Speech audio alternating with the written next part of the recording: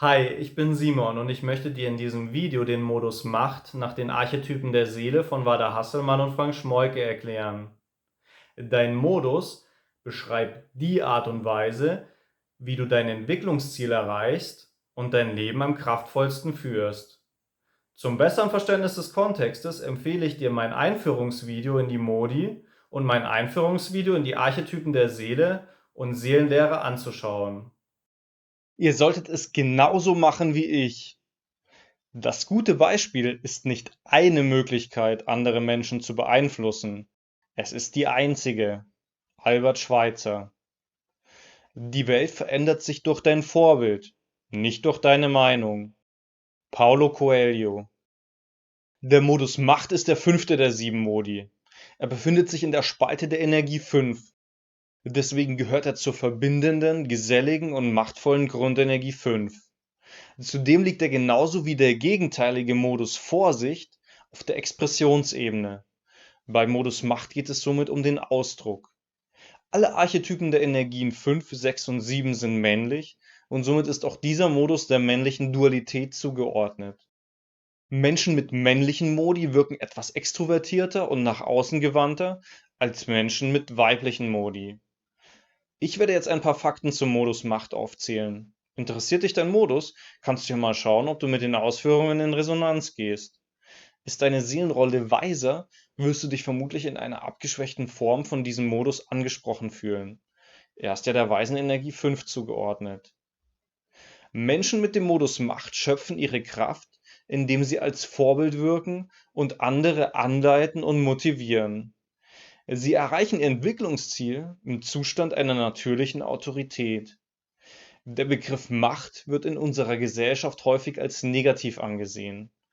Wir setzen ihn oft mit Machtausübung, Machtmissbrauch, Übermacht, Unterdrückung und Fremdbestimmung gleich. Beim Modus Macht geht es aber nicht darum. Nicht das Handeln steht im Mittelpunkt, sondern das Sein. Macht als Seinsweise ist eine Voraussetzung für die seelische Entwicklung. Sie gewährleistet menschliches Miteinander, Gemeinschaften und Gesellschaften. Doch was ist machtvolles Sein? Machtvolles Sein heißt nicht, den Mitmenschen den eigenen Willen aufzuzwingen. Es bedeutet, die Macht weise einzusetzen. Machtvolles Sein führt zur Anerkennung und natürlicher Autorität, und zwar ohne große Anstrengung. Es ist ein gelassener und entspannter Autoritätszustand. Zudem zeigt es sich durch verantwortliches Denken und Handeln. Der Modus Macht befindet sich auf der Expressionsebene. Also geht es bei ihm darum, die Macht auszudrücken, mitzuteilen und darzustellen.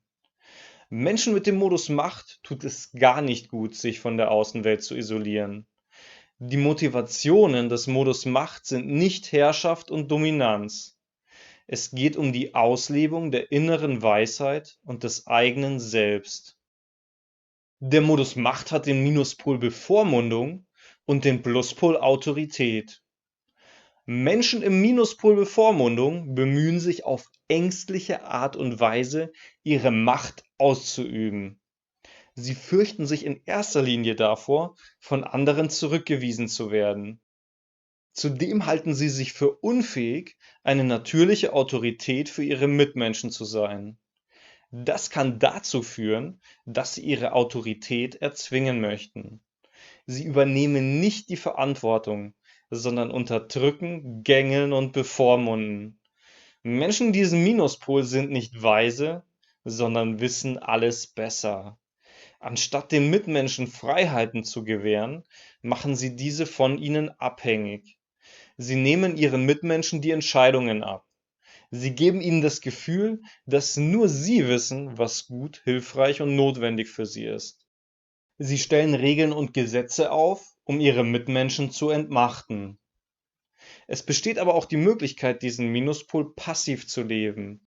Im Zuge dessen könnten sie sich dann von anderen bevormunden lassen. Hier ein praktisches Beispiel für den Minuspol. Ich zitiere die Quelle. Wenn der ängstlich Machtvolle nicht selbst krank wird, sieht er es gern, wenn Menschen in seiner Umgebung, im beruflichen oder privaten Umfeld erkranken, sodass er den Kranken bevormunden kann, indem er ihm all das vorschreibt, was er für richtig hält, um sich selbst von der Übermacht seiner inneren Vorschriften zu entlasten. Umso ärger fühlt er sich gekränkt, wenn die Regeln, die er, ohne den Kranken zu konsultieren, für dessen Gesundung aufgestellt hat, nicht eingehalten oder offen missachtet werden. Zitat Ende. Menschen im Pluspol Autorität üben ihre Macht liebevoll, freudvoll und lustvoll aus. Sie sind Autoritätspersonen, denen sich andere Menschen in Liebe anvertrauen. Ihre Mitmenschen spüren, dass sie bei ihnen zu sich selbst finden können. Sie geben ihnen das Gefühl, in einem zielorientierten und vorausschauenden Kontext einen Beitrag leisten zu können. Unter dem Schirm ihrer Macht werden gemeinsame Ziele angestrebt und erreicht. Sie besitzen eine eindrucksvolle, ausdrucksvolle und mächtige Ausstrahlung. Darüber hinaus wirken sie überzeugend und angenehm. Sie können eine Vorbildfunktion ausbilden. Menschen in diesem Pluspol missbrauchen ihre Macht nicht. Sie geben ihren Mitmenschen Freiraum und Luft zu atmen. Hast du den Modus Macht oder glaubst du ihn zu haben?